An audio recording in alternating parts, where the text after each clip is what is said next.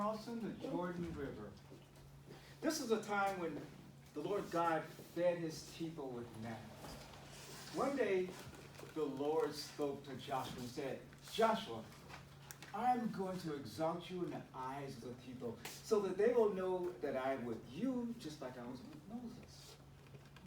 Then God commanded Joshua to have the ark move towards the Jordan. So the priest picked up the ark and he started down towards the river. Now when the ark moved, the people moved. So as the priest moved towards the river, the people followed. When the priest got to the bank of the river, it was at flood stage. But the priests, they kept on walking.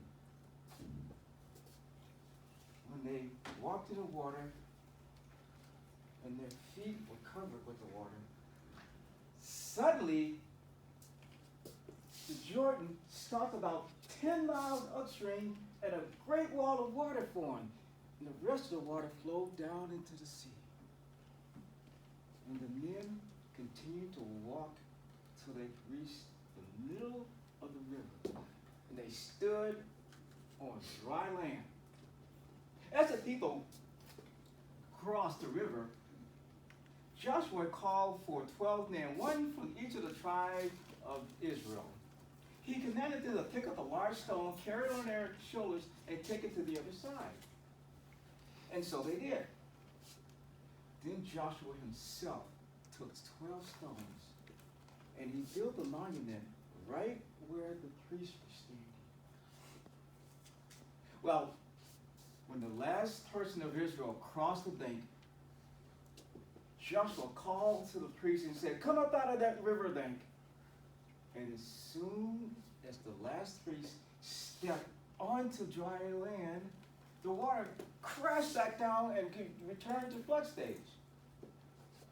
Well, Joshua led his people to Gilgal, where he commanded the men to build a memorial. And he said, "This is for the children. When the children see this, the parents, and they ask, the parents will tell them about this day, about how the Lord stopped the Jordan River and his people crossed over on dry land." Well, the story went out, and the land of Canaan had heard about how the Lord God had stopped the river. And they knew that this Lord was all-powerful, and fear came upon all those that were living in the land. Now, something hadn't happened in about 40 years. Joshua called all the men of Israel and said, "You must be circumcised." Soon after that, it was time for the Passover.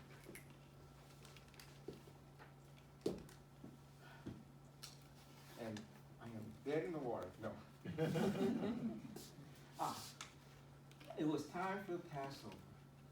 Now, the manna came every day from the Lord. But the next day, the day after the Passover, it had stopped. There was no more food coming from God. From that day on, the people ate the food